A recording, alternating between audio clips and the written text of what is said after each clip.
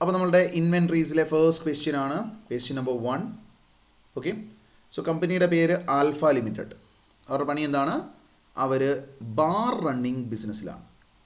Okay, അപ്പോൾ അവിടുത്തെ എങ്ങനെയാണ് അവരുടെ കസ്റ്റമേഴ്സ് അവിടെ വന്നിട്ട് ബിയർ വാങ്ങിക്കും, ബിയർ കൺസ്യൂം ചെയ്യും, അവിടെ നിന്ന് ബിയർ അടിക്കും. എന്നിട്ട് ഇവർ പോകുമ്പോൾ consumers leave the empty bottles. Okay, ആ ബോട്ടിൽ അവിടെ ഇട്ടിട്ട് പോകും. ഇനി കമ്പനി എന്ത് ചെയ്യും? The company takes possession of these empty bottles. Company ആ എംപ്റ്റി ബോട്ടിൽസിൻ്റെ പൊസഷൻ എടുക്കും. ആ എംപ്റ്റി ബോട്ടിൽസ് മുഴുവൻ കമ്പനി എടുത്തു വെക്കും. ഓക്കെ അല്ലേ? ഇനി അവർ പറയുന്നു company has laid down A detailed internal record procedure for accounting for these empty bottles. ഈ എംപ്റ്റി ബോട്ടിൽസ് ഒക്കെ ഏത് ബ്രാൻഡിൻ്റെ എത്ര ബോട്ടിൽ ഏത് കളറിലുള്ളത് എത്ര എണ്ണം കിട്ടി എന്നുള്ളതൊക്കെ ഡെയിലി മാർക്ക് ചെയ്ത് സോർട്ട് ചെയ്ത് കമ്പനി എടുത്തു വെക്കും. അങ്ങനെ ഒരു ഡീറ്റെയിൽഡ് ഇൻറ്റേർണൽ റെക്കോർഡ് പ്രൊസീജിയർ ഈ എംപ്റ്റി ബോട്ടിൽസിന് വേണ്ടിയുണ്ട്. And they will be sold by the company by calling for tenders. അതിനെ ടെൻഡർ വിളിച്ച് വിൽക്കുകയും ചെയ്യും. This is what they are stating. ഈ സിനേരിയോനെ ബേസ് ചെയ്ത്, അപ്പോൾ ബാറാണ്, ബാറിൽ കസ്റ്റമേഴ്സ് വരും, അവിടെ ഇരുന്ന് ബിയർ അടിക്കുന്നവർ ബിയറിൻ്റെ കുപ്പി അവിടെ വെച്ചിട്ട് പോവും. കമ്പനി ആ ബോട്ടിലൊക്കെ എടുത്ത് വെച്ച് സോർട്ട് ചെയ്ത് പ്രോപ്പറായിട്ടൊരു ഇൻറ്റേർണൽ റെക്കോർഡ് പ്രൊസീജിയറൊക്കെ വെച്ചിട്ട് ഇത് ചെയ്യും. അതൊരു ഫിക്സഡ് നമ്പർ ആയി കഴിയുമ്പോൾ കമ്പനി ടെൻഡർ വിളിച്ചത് വിൽക്കും. Okay, keeping this in view decide whether inventory of empty bottles is an asset of the company. ഇത് മനസ്സിൽ വെച്ചുകൊണ്ട് നമ്മൾ പറയണം ഇൻവെൻട്രി ഓഫ് എംപ്റ്റി ബോട്ടിൽസ് ഒരു അസറ്റ് ആണോ? That is our first question. അപ്പോൾ അസറ്റ് ആണോ എന്ന് ചോദിക്കുമ്പോൾ അസറ്റിൻ്റെ ഡെഫിനിഷൻ കിടക്കുന്ന ഫ്രെയിംവർക്കിലാണ്. Okay, framework for preparation of financial statements എന്ന് പറയുന്ന ഡോക്യുമെൻറ്റിലാണ്. ഓക്കെ, ആ ഫ്രെയിംവർക്കിലെ ഡെഫിനിഷൻ പ്രകാരം ഇതൊരു അസറ്റ് ആണോ എന്നുള്ളത് പറയണം. അപ്പോൾ ആ ഡെഫിനിഷൻ മീറ്റ് ചെയ്യുന്നുണ്ടെങ്കിൽ അതൊരു അസറ്റ് ആണ്, അപ്പോൾ അസറ്റ് ആണെന്ന് നമുക്ക് പറയാം. അപ്പോൾ അവിടെ നമ്മൾ ആദ്യം എക്സ്പ്ലനേഷൻ പറഞ്ഞപ്പോൾ പറഞ്ഞിരുന്നു ഒരു ഐറ്റം അസറ്റ് ആവണമെന്നുണ്ടെങ്കിൽ 3 ക്രൈറ്റീരിയയാണ് മീറ്റ് ചെയ്യേണ്ടത്. 1, അവിടെ ഒരു റിസോഴ്സ് ഉണ്ടായിരിക്കണം. 2, അതിൻ്റെ കൺട്രോൾ നമ്മളുടെ കയ്യിലായിരിക്കണം. 3, അതിൽ നിന്ന് ഫ്യൂച്ചർ ഇക്കണോമിക് ബെനിഫിറ്റ് എക്സ്പെക്റ്റഡ് ആയിരിക്കണം. അപ്പോൾ ഇവിടെ ഒന്ന് ആലോചിച്ച് നോക്കിയേ, ബിയറിൻ്റെ എംപ്റ്റി ബോട്ടിൽസ് കമ്പനി അവിടെ എടുത്തു വെക്കുന്നു. Whether it is A resource, ഫ്യൂച്ചറിൽ അവർക്ക് തന്നെ ബിയർ ഉണ്ടാക്കുവാനാണെങ്കിൽ ഉപയോഗിക്കാൻ പറ്റും, അല്ലെങ്കിൽ വേറെ ബിയർ കമ്പനികൾക്ക് ഏതാണ് വീണ്ടും റീഫില്ലിങ്ങിന് വേണ്ടി ഉപയോഗിക്കാൻ പറ്റുന്ന ചില്ല് ബോട്ടിലാണിത്. അപ്പോൾ ഈ ബിയർ ബോട്ടിൽ എന്ന് പറയുന്നത് ഫ്യൂച്ചറിൽ ഉപയോഗമുള്ള ഒരു ഐറ്റമാണ്. It is A resource. 2, അതിൻ്റെ കൺട്രോൾ നമ്മളുടെ കയ്യിലാണോ? ആണോ? ഇവിടെ ശരിക്കും പറഞ്ഞിട്ടുണ്ടെങ്കിൽ നമ്മൾ ആ കസ്റ്റമറിന് ബിയർ വിറ്റതാ, കുപ്പിയും അതുപോലെ തന്നെ അതിനകത്തുള്ള സാധനവും പുള്ളിക്ക് അവകാശപ്പെട്ടതാണ്. പക്ഷെ പുള്ളി കുപ്പി അവിടെ വെച്ചിട്ട് പോയി. ഇന്ന് നിങ്ങൾ ആലോചിച്ച് നോക്കിയേ, തലേ ദിവസം വന്നിട്ട് ഒരാൾ 2 കുപ്പി ബിയർ അടിച്ചിട്ട് പോകുന്നു. പിറ്റേ ദിവസം ആരെങ്കിലും വന്നിട്ട് അതെ കഴിഞ്ഞ ദിവസം ഞാൻ 2 കുപ്പി ബിയർ അടിച്ചായിരുന്നു, എൻ്റെ കുപ്പി ഇവിടെ വെച്ചിട്ടാണ് പോയേ, എനിക്കത് തിരിച്ചു വേണം എന്ന് പറഞ്ഞാൽ ആരെങ്കിലും ചോദിച്ചുകൊണ്ട് വരുമോ? ഇല്ലല്ലോ. സോ കമ്പനിയുടെ കേസിൽ ഇനി ആരും ആ പറയുന്ന ബോട്ടിൽസിൽ ക്ലെയിം എടുത്തുകൊണ്ട് വരില്ല. കമ്പനി അതിൻ്റെ പൊസഷൻ കമ്പനിയുടെ കയ്യിലുണ്ട് താനും. അപ്പോൾ കമ്പനിയുടെ കയ്യിൽ അതിൻ്റെ പൊസഷനുണ്ട്, ഇനി ആർക്കും അതിൻ്റെ മേൽ ക്ലെയിം ഇല്ല. അതിൽ നീ എങ്ങനെ എന്ത് ചെയ്യണം എന്നുള്ളത് കമ്പനിക്ക് തീരുമാനിക്കാൻ പറ്റും. So the company has control over that resource. അതിൻ്റെ അത് വിറ്റാൽ പൈസ കിട്ടും, ടെൻഡർ വിളിച്ച് വിൽക്കാൻ പറ്റും, അപ്പോൾ പൈസ കിട്ടും. സോ അതിൽ നിന്ന് ഫ്യൂച്ചർ ബെനിഫിറ്റ് എക്സ്പെക്റ്റഡ് ആണ്. സോ അതൊരു റിസോഴ്സ് ആണ്, അതിൻ്റെ കൺട്രോൾ കമ്പനിയുടെ കയ്യിലാണ്, ആൻഡ് അതിൽ നിന്ന് ഫ്യൂച്ചർ ബെനിഫിറ്റ് കിട്ടും. Therefore it meats the definition of asset, therefore it is N asset for this company. Clear ആണോ? ക്ലിയർ ആണോ? ഇത് കമ്പനിക്ക് ഒരു അസറ്റാണ്. ക്ലിയർ അല്ലേ? ഇതൊരു മിൽക്കിൻ്റെ ക്വസ്റ്റ്യൻ ആണ് എനിക്ക് തോന്നുന്നു, RTP November 23 ഓക്കെ, ഇതിൻ്റെ ശരിക്കും ഓൾറെഡി ആദ്യം ഉണ്ടായിരുന്ന ക്വസ്റ്റ്യൻ ഇതാണ്. ഓക്കെ, അപ്പോൾ നമുക്ക് എന്ത് ചെയ്യാം, നമുക്ക് ആദ്യം അപ്പോൾ അസറ്റ് ആണോ എന്നുള്ള ചോദ്യത്തിൻ്റെ ആൻസർ ഒന്ന് എഴുതാം. AS2 വാല്യുവേഷൻ ഓഫ് ഇൻവെൻട്രീസിൽ നിന്ന് നമ്മൾ ഫസ്റ്റ് ക്വസ്റ്റ്യൻ എടുക്കുവാണ്. Question number 1. അപ്പോൾ ക്വസ്റ്റ്യൻ നമ്പർ 1 നമ്മൾ എടുക്കുമ്പോൾ നമ്മൾ അവിടെ എന്ത് ചെയ്യാൻ വേണ്ടി പോവാണ്? ഫസ്റ്റ് ഇതൊരു അസറ്റ് ആണോ എന്നുള്ളതാണ് നമ്മളുടെ ചോദ്യം. ഓക്കെ, 1 ആണ് നമ്മളുടെ ഇത്. അപ്പോൾ നമ്മൾ എന്ത് ചെയ്യുന്നു, നമ്മൾ അസറ്റ് ആണോ എന്ന് നോക്കാൻ വേണ്ടി പോവാണ്. Okay, as per the framework, okay, asset is a resource controlled by the enterprise as a result of past events from which future economic benefit is expected to flow to the enterprise. Okay, അസറ്റിൻ്റെ definition ഇതാണ്. Asset is a resource, അതൊരു resource ആണ്, controlled by the enterprise from which future economic benefits are expected. Okay, അത്ര എഴുതിയാലും മതി. Asset is a resource controlled by the enterprise as a result of past events, okay, from which future economic benefits are expected. Okay, അത്ര എഴുതിയാലും മതി. Okay, ഞാൻ ആ ഒരു complete സാധനം ഇതാണ് ശീലമായി പോയതുകൊണ്ട് മൊത്തം എഴുതുന്നത് മാത്രമേ ഉള്ളൂ. So you can also tweak. അതിനകത്ത് റിസോഴ്സ് എന്നുള്ള വാക്കുണ്ടാവണം, കൺട്രോൾഡ് ഉണ്ടാവണം, പാസ്റ്റ് ഇവൻ്റ് ഉണ്ടാവണം, ഫ്യൂച്ചർ ബെനിഫിറ്റ് എക്സ്പെക്റ്റഡ് ഉണ്ടാവണം. ഈ 4 കാര്യങ്ങൾ അതിനകത്തുണ്ടെങ്കിൽ ആ ഡെഫിനിഷൻ കറക്റ്റാണ്. ഇടയ്ക്ക് നിങ്ങളുടെ ലാംഗ്വേജിൽ ചെറിയ മാറ്റം വന്നോർത്ത് പ്രശ്നമൊന്നുമില്ല. 100% അതേപടി കാണാപ്പാടം പഠിച്ചു വെക്കണമെന്നില്ല. Resource, control, past event, future benefit expected, ഈ 4 സാധനങ്ങൾ അതിനകത്തെ കീവേഡ്സ് ആണ്. ആ സാധനങ്ങളുണ്ടെങ്കിൽ എന്താണ്, ആ സാധനത്തിൻ്റെ ഡെഫിനിഷൻ്റെ മാർക്ക് അലോക്കേറ്റഡ് കിട്ടും. ഓക്കെ അല്ലേ? ഓക്കെ ആണോ? ഇനി അപ്പോൾ ഇത് വെച്ചിട്ട് നമ്മൾ ഇവാലുവേറ്റ് ചെയ്യുവാണ്. In the given case the beer bottle are in the possession is a resource. Okay, is a resource ആണെന്ന് പറയണ്ടേ, is a resource within which are in the possession of the company. കമ്പനിയുടെ പൊസഷനിലുള്ള സംഭവമാണ്. No customer will raise any further claim on those bottles and the company can decide on how to use them. That is, the company has control over that resource.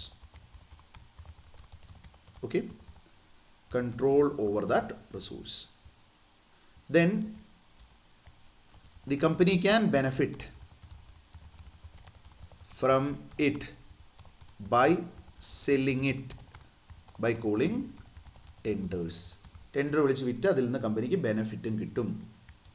Thus it meets the definition of asset and thus it meets the definition of asset and to be considered as an asset of Alpha Limited. അപ്പോൾ നമ്മൾ ആദ്യത്തെ ലിമ്പിൻ്റെ answer എഴുതി. Okay അല്ലേ? ഇതൊരു അസറ്റാണോ എന്ന് ചോദിച്ചു, അസറ്റാണെന്ന് എഴുതി. ഇത് ക്ലിയർ അല്ലേ എല്ലാവർക്കും? ഇത് ക്ലിയർ അല്ലേ? അപ്പോൾ നമ്മളുടെ സിറ്റുവേഷൻ എന്താണ്? ഇവിടെ ഇൻവെൻ്ററി ആണോ സ്ക്രാപ്പ് ആണോ എന്നാണ് രണ്ടാമത്തെ ലിമ്പ് ചോദിക്കുന്നത്. അപ്പോൾ ഇൻവെൻ്ററി ആണോ സ്ക്രാപ്പ് ആണോ എന്ന് നമ്മൾ നോക്കുന്ന പോയിന്റിൽ ആദ്യം ഇൻവെൻ്ററിയുടെ ഡെഫിനിഷൻ മീറ്റ് ചെയ്യുന്നുണ്ടോ എന്ന് നോക്കണം. Inventories are those assets which are held for sale in the ordinary course of business, in the process of production for such sale, or in the form of materials and supplies which are to be consumed in the production process or in the rendering of services. ഈ definition meet ചെയ്യുന്നുണ്ടോ? Ordinary കോഴ്സിൽ cell ചെയ്യാൻ വെച്ചേക്കുന്നതാണോ, production പ്രോസസ്സിൽ ഉപയോഗിക്കുന്നതാണോ, അല്ലെങ്കിൽ പ്രൊഡക്ഷനിൽ in progress ആയിട്ട് നിൽക്കുന്നതാണോ? നോക്കിയാൽ അസറ്റാണ്. Which are held for sale in the ordinary course of business ആണോ എന്ന് ചോദിച്ചാൽ നമ്മൾ വിചാരിക്കും അല്ല എന്ന്. പക്ഷെ നിങ്ങളൊന്ന് ആലോചിച്ച് നോക്കി, ഇവരുടെ ബിസിനസ് എന്താ? ബാർ റണ്ണിങ് ബിസിനസ്സാണ്. ഓക്കെ, അപ്പോൾ ബാർ റണ്ണിങ് ബിസിനസ് റിലേറ്റഡ് ആയിട്ട് വരുന്ന ഏതൊരു കാര്യവും അവരുടെ ഓർഡിനറി കോഴ്സിൽ വരുന്നതായിരിക്കും. അപ്പോൾ എത്ര കാലം ബാർ റൺ ചെയ്യുന്നു അത്രയും കാലവും ഇടയ്ക്കിടയ്ക്ക് കസ്റ്റമേഴ്സ് വന്ന് ബിയർ കുടിച്ചിട്ട് പോകും, ബോട്ടിൽ അവിടെ വെച്ചിട്ട് പോകുകയും ചെയ്യും. ശരിയാണോ? ഒരു ഫിക്സഡ് കൗണ്ട് ആകുമ്പോൾ ഇടയ്ക്കിടയ്ക്ക് നമ്മൾ എന്ത് ചെയ്യും? ഈ പറയുന്ന ബിയർ ബോട്ടിൽസ് എടുത്ത് വിൽക്കുകയും ചെയ്യും. അങ്ങനെയെങ്കിൽ as long as the bar running business is continued, the empty bottles will come and we will also sell them in the ordinary course, in the normal course of business. ശരിയാണോ? ശരിയാണോ? Bar running business എത്ര കാലം നടക്കുന്നു അത്രയും കാലം ഈ പറയുന്ന empty bottles വരും. അപ്പോൾ ഈ empty ബോട്ടിൽസ് ഇടയ്ക്കിടയ്ക്ക് നമ്മൾ സെല്ല് ചെയ്യുകയും ചെയ്യും. അപ്പോൾ ബിസിനസ്സിൻ്റെ ഓർഡിനറി കോഴ്സിൽ, നോർമൽ കോഴ്സിൽ സെല്ല് ചെയ്യാൻ വെച്ചിരിക്കുന്ന ഐറ്റം തന്നെയാണ് ഈ empty ബോട്ടിൽസ്. ഓക്കെ അല്ലേ? അപ്പോൾ it meats the definition of inventory. Clear ആണോ? ക്ലിയർ ആണോ?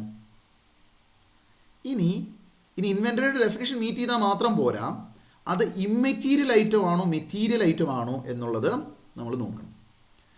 അപ്പോൾ ബേസിക്കലി ഞാൻ ഇങ്ങനെ വരുമ്പോൾ ഞാൻ യൂഷ്വലി പിള്ളേരോട് ചോദിക്കാറുണ്ട്, ഒരു ബിയറിൻ്റെ വില എത്രയാണ്, എം ടി ബോട്ടിലിൻ്റെ വില എത്രയാണ്, അറിയാവുന്നവരാരെങ്കിലും ഉണ്ടോ?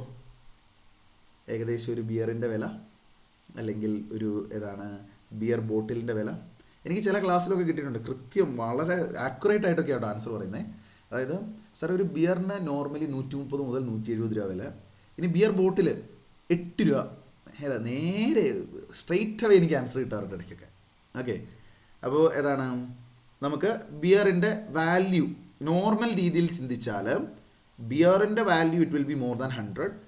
ബാറിൽ നിന്നൊക്കെ ആണെങ്കിൽ it will be again higher than that. Okay, പക്ഷേ ഈ ബോട്ടിലിന് വളരെ ചെറിയ വാല്യൂ ഉള്ളൂ. അപ്പോൾ നമ്മൾ നോർമലി ചിന്തിച്ചാൽ അതൊരു ഇമ്മെറ്റീരിയൽ ഐറ്റം ആയിരിക്കും. നോർമൽ സിറ്റുവേഷനിൽ അതൊരു സ്ക്രാപ്പായിട്ടാണ് ട്രീറ്റ് ചെയ്യേണ്ടത്. പക്ഷെ നമ്മൾ സിറ്റുവേഷൻ നോക്കണം, കമ്പനിയിൽ എന്താ നടക്കുന്നത്, കമ്പനിക്ക് അത് മെറ്റീരിയൽ ആണെന്ന് തോന്നിക്കുന്ന എന്തെങ്കിലും ഇൻഡിക്കേഷൻ ക്വസ്റ്റ്യനിലുണ്ടോ എന്ന് നോക്കണം. അപ്പം അങ്ങനെ ചിന്തിച്ച് വരുമ്പോഴാണ് ഇവിടെ ഒരു സെൻറ്റൻസ് ഉണ്ട്. The company has laid down A detailed internal record procedure for accounting for these M T bottles. ഈ എം ടി ബോട്ടിൽസിനെ അക്കൗണ്ട് ചെയ്യാൻ വേണ്ടി കമ്പനിക്ക് ഒരു detailed internal record procedure maintain ചെയ്യുന്നു. കമ്പനി ഈ എം ടി ബോട്ടിൽ അക്കൗണ്ട് ചെയ്യാൻ വേണ്ടി ഒരു detailed internal record procedure follow ചെയ്യുന്നു. നിങ്ങളൊന്ന് ആലോചിച്ച് നോക്കിയേ, നിങ്ങൾക്ക് വലിയ ഇമ്പോർട്ടൻസ് ഇല്ലാത്തൊരു സാധനമാണെങ്കിൽ ഡീറ്റെയിൽഡ് ഇൻറ്റേർണൽ റെക്കോർഡ് പ്രൊസീജിയർ നമ്മൾ മെയിൻറ്റെയിൻ ചെയ്യുമോ? നിങ്ങൾക്ക് വലിയ ഇമ്പോർട്ടൻസ് ഇല്ലാത്തൊരു സാധനത്തിന് കമ്പനിയിൽ ഡീറ്റെയിൽഡ് ഇൻറ്റേർണൽ റെക്കോർഡ് പ്രൊസീജിയർ ഉണ്ടാവുമോ? ഇല്ല, ശരിയല്ലേ? അപ്പം ഈ ഡീറ്റെയിൽഡ് ഇൻറ്റേർണൽ റെക്കോർഡ് പ്രൊസീജിയർ വെക്കണമെന്നുണ്ടെങ്കിൽ കമ്പനിക്ക് അത് ഇമ്പോർട്ടൻ്റ് ആണ്, മെറ്റീരിയൽ ആയിട്ടുള്ളൊരു ഐറ്റം ആണ് എന്നാണ് അത് സൂചിപ്പിക്കുന്നത്. അപ്പോൾ അവിടെ ഒരു ഡീറ്റെയിൽഡ് ഇൻറ്റേർണൽ റെക്കോർഡ് പ്രൊസീജിയർ ഉള്ളത് കൊണ്ട് അതിനെ എന്ത് പറയാം, അതൊരു മെറ്റീരിയൽ ഐറ്റം ആണെന്ന് പറയാം. ഇപ്പോൾ ഇൻവെൻ്ററി ഡെഫിനിഷൻ മീറ്റ് ചെയ്യുന്നുണ്ട്. മെറ്റീരിയാലിറ്റി നോക്കുമ്പോൾ കമ്പനിക്കൊരു ഇമ്പോർട്ടൻസ് ഉള്ള ഒരു ഐറ്റമാണ്. ഓക്കെ, മെറ്റീരിയൽ ഐറ്റമാണ്. Therefore it will be considered as an inventory for the company. Okay ആണോ? ക്ലിയർ ആണോ? അപ്പോൾ ഇതാണ് അടുത്തത് എഴുതേണ്ടത്. അപ്പോൾ നമുക്ക് അടുത്തത് എഴുതുമ്പോൾ നമുക്ക് ഇൻവെൻ്ററിയുടെ ഡെഫിനിഷൻ മുഴുവൻ വേണം. അപ്പോൾ ഇൻവെൻ്ററിയുടെ ഡെഫിനിഷൻ മുഴുവൻ എഴുതാതെ നമുക്ക് ഒപ്പിക്കാൻ വേണ്ടി നമുക്ക് നേരത്തെ ഞാൻ ഉപയോഗിച്ചൊരു ഫ്രേസാണ് ഇൻട്രലിയ എന്ന് പറയുന്ന ഫ്രേസ് ഉപയോഗിക്കാം. എമംഗ് അതർ തിങ്സ് എന്നാണ് ആ ഫ്രേസിൻ്റെ മീനിങ്. അപ്പോൾ പല കാര്യങ്ങൾ പറഞ്ഞേക്കുന്നതിനകത്ത് ഒരു കാര്യം മാത്രം സ്പെസിഫൈ ചെയ്യേണ്ട രീതിയിൽ ആൻസറൊക്കെ എഴുതേണ്ടി വരുമ്പോൾ you can use that term. അപ്പോൾ ഇവിടെ ഞാൻ എഴുതുവാണ് as per AS2 valuation of inventories. ഇങ്ങനെ എഴുതുമ്പോൾ ഒരു കാര്യം ശ്രദ്ധിക്കണേ, നമ്മളിങ്ങനെ ഡബിൾ കോട്ട്സ് ഇട്ട് എഴുതുവാണെങ്കിൽ പേര് കൃത്യമായിരിക്കണം. ഓക്കെ, നിങ്ങൾക്ക് വേണമെങ്കിൽ എഴുതാം വെറുതെ AS2 ആസ് പെർ AS2 എന്ന് മാത്രം എഴുതാം. ഓക്കെ, എന്നിട്ട് കോമ ഇട്ടിട്ട് ഡെഫിനേഷൻ എഴുതി പോകാം. ഡബിൾ കോട്ട്സ് ഇങ്ങനെ ഇട്ട് നിങ്ങൾ എഴുതുവാണോ എങ്കിൽ this name has to be accurate. AS2 inventories എന്ന് എഴുതിയാൽ പോരാ, AS2 വാല്യുവേഷൻ ഓഫ് ഇൻവെൻട്രീസ് എന്ന് തന്നെ എഴുതേണ്ടി വരും. ഓക്കെ, അപ്പോൾ ഡബിൾ കോട്ട്സ് നിങ്ങൾ ഇട്ട് എഴുതുവാണെങ്കിൽ ഇംപ്രഷൻ ക്രിയേറ്റ് ചെയ്യാൻ നല്ലതാണ്, പക്ഷേ കൃത്യമായി പേരതാണ് എന്നുള്ളത് നിങ്ങൾക്ക് അറിയണം. ഇതിനൊന്നും വലിയ പ്രശ്നമില്ല. AS2 valuation of inventory, AS10 property plan and equipment, AS16 borrowing cost, ഇങ്ങനെയുള്ളതിലൊന്നും എഴുതുന്ന റിസ്ക് ഇല്ല. നേരെ മറിച്ച് AS5ൻ്റെ പേരൊന്ന് ആലോചിച്ച് നോക്കിയേ, net profit or loss for the period, prior period items and changes in accounting policies. Okay, ഇനി AS23യുടെ പേരൊന്ന് ആലോചിച്ച് നോക്കിയേ, accounting for investment in associate in the consolidated financial statements. Okay, ഇങ്ങനെയുള്ള സ്റ്റാൻഡേർഡ്സ് ഒക്കെ വരുമ്പോൾ ആ പേര് എഴുതുന്നത് നിങ്ങൾക്ക് എന്താണ് പ്രശ്നമുണ്ടെങ്കിൽ പണി കിട്ടും. ഓക്കെ അല്ലേ? അപ്പോൾ നിങ്ങൾ എന്ത് ചെയ്യുക, നിങ്ങൾക്ക് കൃത്യമായി പേരറിയാമെങ്കിൽ മാത്രമേ പേര് കൂടെ കൂട്ടിയാവുള്ളൂ. ഇനി ചില ക്വസ്റ്റ്യനിൽ നിങ്ങൾ കാണും ഇൻസ്റ്റിറ്റ്യൂട്ടിൻ്റെ ആൻസർ എഴുതുമ്പോൾ as per para 5 of AS2 inventories should be valued at lower of cost and net realisable value എന്നൊക്കെ പറഞ്ഞ് കിടപ്പുണ്ടാവും. Even at CA final level paragraph reference is not mandatory. അതിന് മാർക്കും ഉണ്ടാവില്ല, ഒരു ഇംപ്രഷന് വേണ്ടി വേണമെങ്കിൽ എഴുതാമെന്നല്ലാതെ ഇതാണ് even at CA final level paragraph references are not mandatory, not required. പേര് സ്റ്റാൻഡേർഡിൻ്റെ നമ്പർ, പേര് മാക്സിമം അത്രയും മതി. സ്റ്റാൻഡേർഡിൻ്റെ നമ്പർ എന്തായാലും നിങ്ങൾക്ക് അറിയണം, പേരില്ലെങ്കിലും നമുക്ക് വലിയ പ്രശ്നം വരില്ല. ഓക്കെ അല്ലേ? ഓക്കെ ആണോ? പേരും പഠിച്ച് അത്രയും നല്ലത്, ഒരു കുറച്ചുകൂടി ഇംപ്രഷൻ ക്രിയേറ്റഡ് ആവും. ഇനി പേര് അറിയില്ലെങ്കിൽ നമ്പർ എങ്കിലും അറിഞ്ഞിരിക്കണം എന്തായാലും. എന്തിനാണ് ഏത് സ്റ്റാൻഡേർഡ് എന്നുള്ളതായാലും അറിയണം. ഓക്കെ, നമ്പർ എന്തായാലും അറിയണം. പേര് എക്സാക്ട്ലി പഠിക്കാൻ അത്ര ബുദ്ധിമുട്ടാണെങ്കിൽ ഇനിയിപ്പോൾ അതിനുവേണ്ടി മാത്രം ഒരു എഫേർട്ട് ഇട്ട് പഠിക്കേണ്ട. ഓക്കെ, നിങ്ങൾ എഴുതി പഠിക്കുമ്പോൾ ഒക്കെ കൂടെ അതുകൊണ്ട് എഴുതി പഠിച്ചു പോയി നോക്കുക എന്നുള്ളതല്ലാതെ നിങ്ങൾ അതിനുവേണ്ടി എക്സ്ട്രാ എഫേർട്ട് ഇട്ട് പേര് പഠിക്കാൻ വേണ്ടി ഇനി നിൽക്കേണ്ട ആവശ്യമില്ല. ഇനി വളരെ കുറച്ച് സമയമുള്ളൂ. അപ്പോൾ ഇതാണ്, ഇനി അതിന് വേണ്ടി എക്സ്ട്രാ എഫേർട്ട് ഇട്ടുണ്ട്. നിങ്ങൾക്ക് വേറെ ആ സമയം വേറെ പല കാര്യം ഉപയോഗിച്ചാൽ നിങ്ങൾക്ക് 10ഉം 20ഉം മാർക്കും വേറെ പല ടോപ്പിക്കിലും മേടിക്കാവുന്നത്ര എഫേർട്ട് വേണ്ടി വരും. അത്രയും ഈ പറയുന്ന പേര് പഠിക്കാൻ വേണ്ടി നിങ്ങൾ എഫേർട്ട് ഇടുന്നത്. ഓക്കെ, അപ്പോൾ അതുകൊണ്ട് പേര് അറിയാമെങ്കിൽ മാത്രം കോട്ട് ചെയ്യുക. ഓക്കെ അല്ലേ? അപ്പോൾ as per AS2 valuation of inventories. Okay, the definition of inventories inter alia includes assets which are held for sale in the ordinary course of business. Assets which are held for sale in the ordinary course of business. അപ്പോൾ provision അത്ര എഴുതിയാൽ മതി. ഇനി in the given case Alpha Limited is engaged in bar running business. As long as the bar business is carried out,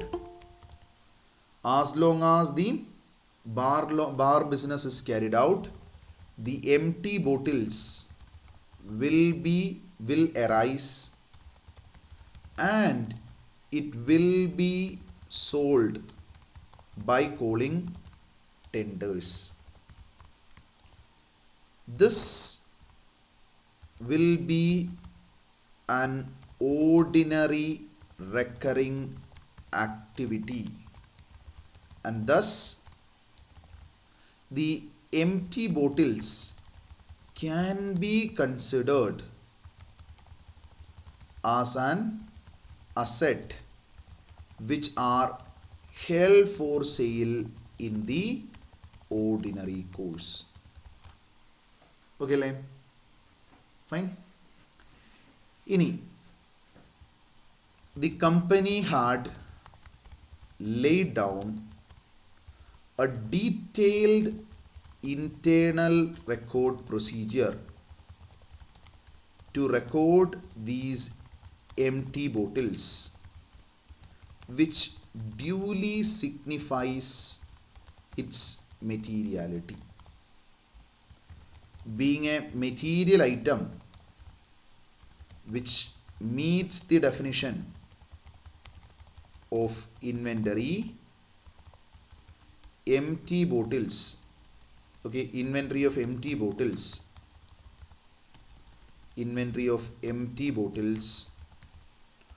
will be considered as inventory of Alpha Limited and valued as per AS2. Okay, ഇതാണ് നമ്മളുടെ answer വരിക. Okay അല്ലേ? ഇപ്പോൾ definition of ഇൻവെൻറ്ററിയിൽ assets held for sale in the ordinary course I am just underline. Okay, അതിനകത്ത് എന്താണ് ഇത് ഏതാണ് ഈ പറയുന്ന activity? It is an ordinary recurring activity ആണെന്നുള്ളത് നമ്മൾ പറഞ്ഞു. Okay, it duly signifies detailed internal record procedure duly signifies materiality എന്നുള്ള കാര്യം ഞാൻ ഒന്ന് അണ്ടർലൈൻ ചെയ്തു. Material item which meets the definition of inventory, അതുകൊണ്ട് വാല്യൂഡ് ആസ് പെർ AS2 ആണെന്നുള്ളത് ഞാൻ അണ്ടർലൈൻ ചെയ്തു. ഇങ്ങനെ എനിക്ക് വേണമെങ്കിൽ എന്ത് ചെയ്യാം, അതിനകത്ത് വാല്യൂ വരെ കാണണം എന്ന് എനിക്ക് തോന്നുന്ന സാധനങ്ങൾ ഇവിടെ ഒന്ന് അണ്ടർലൈൻ ചെയ്ത് കൊടുക്കും. ഞാൻ എല്ലാ ക്വസ്റ്റ്യനിലും ഇത് ചെയ്യണമെന്നില്ല.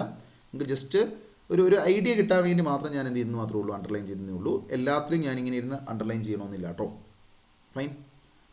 നിങ്ങളുടെ ആൻസർ എഴുതി കഴിയുമ്പം ഈ അണ്ടർലൈൻ ചെയ്യണം എന്ന് തോന്നുന്ന പോയിന്റ് നിങ്ങൾ ഒന്ന് അണ്ടർലൈൻ ചെയ്യുക. That's it. ഓക്കെ അല്ലേ? വാല്യൂവിൻ്റെ അറ്റൻഷൻ ഒന്ന് കിട്ടാൻ വേണ്ടിയാണ്. ഓക്കെ അല്ലേ? ക്ലിയർ ആണോ ഈ question answer? Question number 1. Everyone.